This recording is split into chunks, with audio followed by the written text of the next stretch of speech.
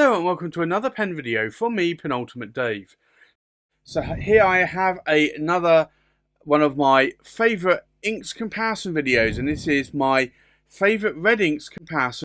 So I think with that, let's swab up some of these inks. So I get a lot of questions on how I do these ink videos. So I decided I would add this to the front of each of the ink videos.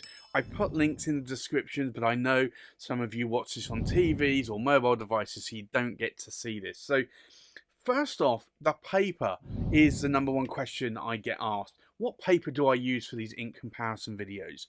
So this is the original Tomoe River.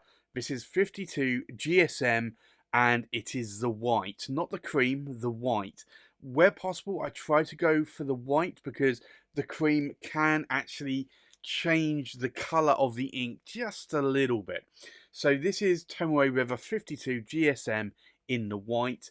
A lot of people get confused as well because I have what looks to be a grid on this page, and it's actually an Oxford Optik pad.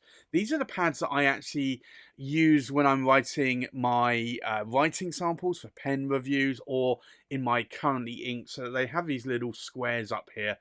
I just use that because it's a good guide for me when I put this very thin sheet of Tomoe River over. I can actually see squares, so it helps me write a little bit sort of straight on the page. Not always, but sometimes it does. The other thing that I also have is I have a bottle of water, plain water, and I dip my nib in here. So for consistency, I use the same fountain pen, or I guess it's not a fountain pen, it's using a fountain pen nib though. This is a 3D printed pen from William Shakour in the UK. So he prints this material 3D, and it has a number 8 size Bock nib which I can unscrew, and you can see there. So it is just a dip pen holder for a number 8 size Bock nib, and the idea is I want to have consistency with the writing sample. So I use this, I dip it in the ink, I write, and then I will dip it in here and I will rinse the nib off several times and I will dry it, and then at that point I will then go on to do the next ink swatch and the next writing sample. So there you have it. That's how I do my ink swatches. So I just wanted to show you that here. Now on to the ink comparison video. Now the first one is a light red that I do like. The majority of the reds I would say on this video are going to be more darker reds, but this is a lighter red and it is Monteverde Strawberry Shortcake. So we'll do an ink swatch here, and you can see it definitely is a very bright orangey red. Quite a punchy bright red, I would say. We'll do a second pass over the top half just to show the difference between a wet or a broad or a dry or a narrow writing nib. So this is Monteverde.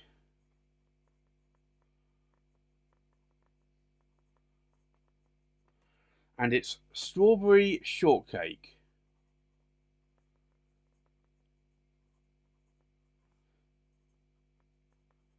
And this really is a bright red ink that I fell in love with early on when I found this ink, part of the Monteverde Sweet Life ink collection. I wasn't a fan of most of the others. I did like the Key Lime Pie as well, and that has been another one that I've bought multiple bottles of. That's more of a green. I've also bought multiple bottles of this Strawberry Shortcake as well. The next ink here is Visconti, and it's Bordeaux. Now, Visconti have changed the bottles that they use over time, and this is one of the older style bottles. They did these in glass and then did them in plastic. So we'll do an ink swatch here. Now you can see that's a little bit more darker red. Maybe typically what a lot of reds would look like.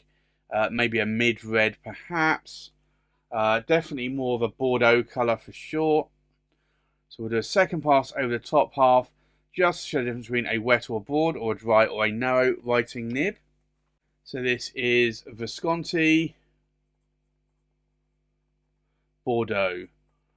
But this has been a favourite of mine for a very long time. It has been a red ink that I would ink up a lot in the past, certainly in a lot of my Visconti pens as well.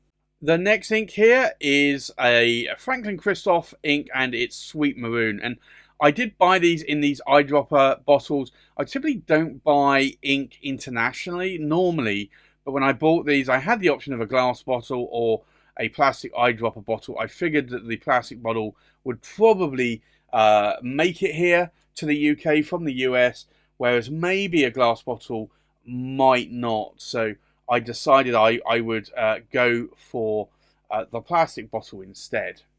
So we'll do an ink swatch here. And you can see this definitely is more of a maroonish red. And typically maroon is more of a brownish red. Maybe is it a brick red? Maybe more of a like a terracotta red perhaps. A little bit more of a brownish red. We'll do a second pass over the top half, just to show the difference between a wet or a broad, or a dry or a narrow writing nib. So this is Franklin-Christoph, and it is Sweet Maroon. And this also was a red ink or maroon ink that I fell in love with earlier on as well. And I ended up buying, I think it was about 4 bottles of this in the eyedropper bottle. So quite a few bottles, and I'm still trying to get through them all. The next ink here is an Akkerman. It's a Dutchmasters ink, and it's Steenrood van Vermeer. So we'll do an ink swatch. Now, this is where the inks start getting a little bit more darker in red. This still has a bright tinge to it, I would say, but I would say that it's more of a darker red. We'll do a second pass over the top half, just the difference between a wet or a broad, or a dry or a narrow writing nib. Sometimes I actually think that this, when it's wet and it goes on like that, it looks a little bit more like blood in terms of the colour. It does have sheen though, so this is going to be one you're going to want to look at if you want a sheening ink. So this is Akkerman, and it's Dutchmasters, and it is Steenrood van Vermeer.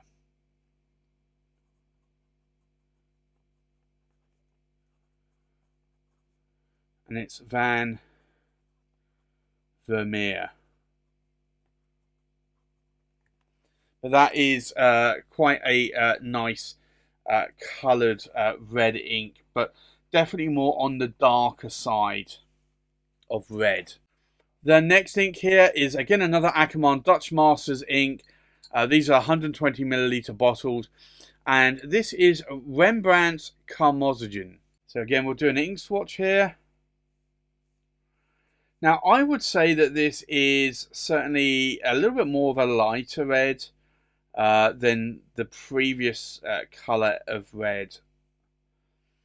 Now, we'll do a second pass over the top half, just to show the difference between a wet or a broad, or a dry or a narrow writing nib. And this is Akkerman.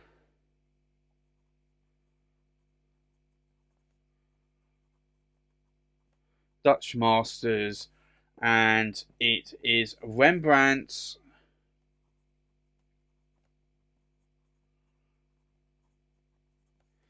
Karmozijn. Karmozijn.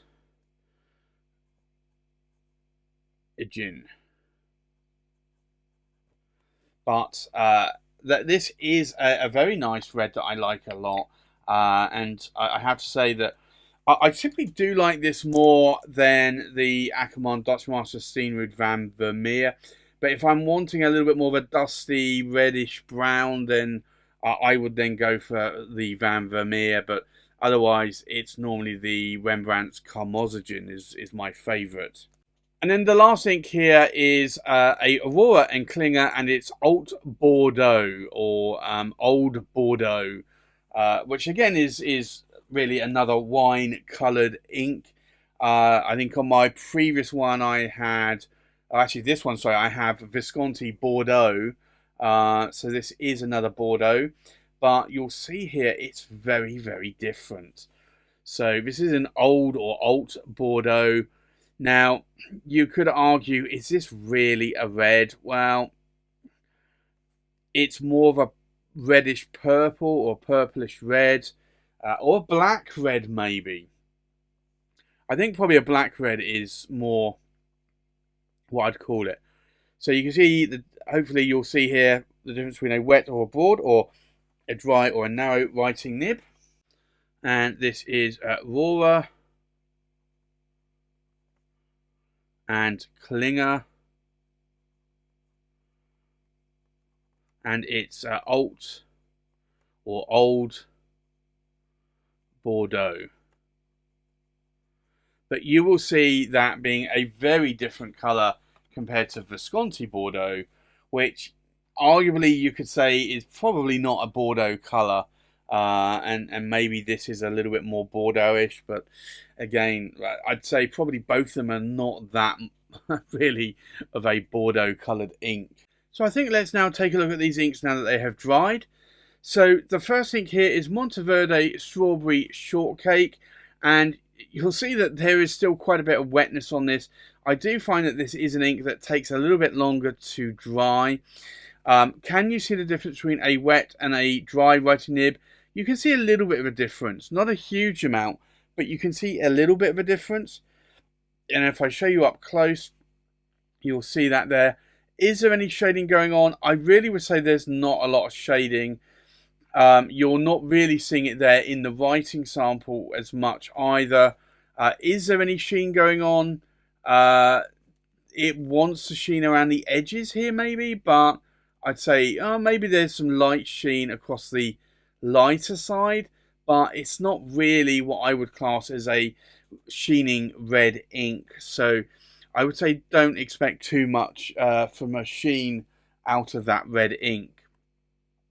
The next ink here is Visconti Bordeaux, which is a nice darker red, more mid to dark red, I would say. Can you see the difference between a wet and a dry writing nib? You definitely can. There's a huge difference there. Is there any shading going on? There's definitely shading. I'll show you up close in that pooled area here. You'll see shading. Is there any sheen going on? No, I would say not. I want to say that I have seen it at some point on writing samples if the water has evaporated a bit out of the ink over a number of weeks or months and you go to write with it. So I'd say there might be a little bit of sheen that you can get out of this, but I'm not seeing it on this sample today. The next ink here is Franklin-Christoph Sweet Maroon, and here we're getting into the darker red, more maroonish colour. Can you see the difference between a wet and a dry writing nib? You definitely can. There's a huge difference here. Is there a shading going on here in the pooled area? There definitely is as well. Is there any in the writing sample? I'd say probably not. And then is there any sheen? I would say not really on that one either. The next ink down here is the Akkerman Dutchmasters Steenrood van Vermeer, and this goes on as a red and then starts to, like, almost like an iron gull ink, starts to sort of migrate more into a brownish red. And can you see the difference between a wet and a dry writing nib? You definitely can. There is a huge amount of difference here. Can you see pooling or shading? You can in the pooled area here. There's not a lot of shading going on here on the writing sample, I would say. Is there sheen? Yes, there is. You can see it around the edges here. There's a nice sort of goldish brown sheen going on there. Again, not a huge amount of sheen. you're not going to see that on a lot of red inks. The only red ink that I really see a huge amount of sheen on so far is Pilot Roshizuku Momiji. But this is still one of my favourite reds. I do typically prefer the brighter reds though, but sometimes you do need a darker or a brownish red. So that's again one of my favourite reds. The next one here is Akkerman Dutchmasters Rembrandt's Karmozijn. And this is more of a, I want to say, a mid-red, maybe a beetroot red, possibly. It's an interesting red for sure. Do you see the difference between a wet and a dry writing nib? You definitely do see the difference here. Is there shading going on? There definitely is some shading. I'll show you up close here in the pulled areas. Is there any sheen? Again, there is a little bit of sheen going on here around the edges. Not a huge amount, but there is a little bit. Certainly over here as well, around the edges there. So there is some gold sheen, but not a huge amount. And then the last ink here is Rohrer and Klingner Alt Bordeaux. Now, technically, Bordeaux is a red, so this is why I include it. If there was any ink that I would say that I was disappointed on for not being like a regular Bordeaux colour red, I would say is this one. I typically, I don't see this as a Bordeaux. I see it as a little bit of a different color. You might you may vary here on your beliefs, but it is an alt or old Bordeaux for sure. Can you see the difference between a wet or a dry writing nib? Yes, you can. Is there shading going on? There's some shading, but it's very hard to tell for sure. There's no definitive shading. There certainly isn't shading going on here in the writing sample either. Is there any sheen? Again, I would say that is a no as well. It's really not a sheening red ink, but it's a nice alternative red or alternative Bordeaux. So there you have it. That's my favourite red inks comparison number 2 video. If there are any of these red inks that you like, let me know in the comments below. And likewise, if there are any other reds that you would like me to check out, let me know in the comments below. So that's my favourite red inks comparison number 2 video. Thanks for watching. Please like, comment, subscribe, and I'll see you on the next pen video. Bye bye.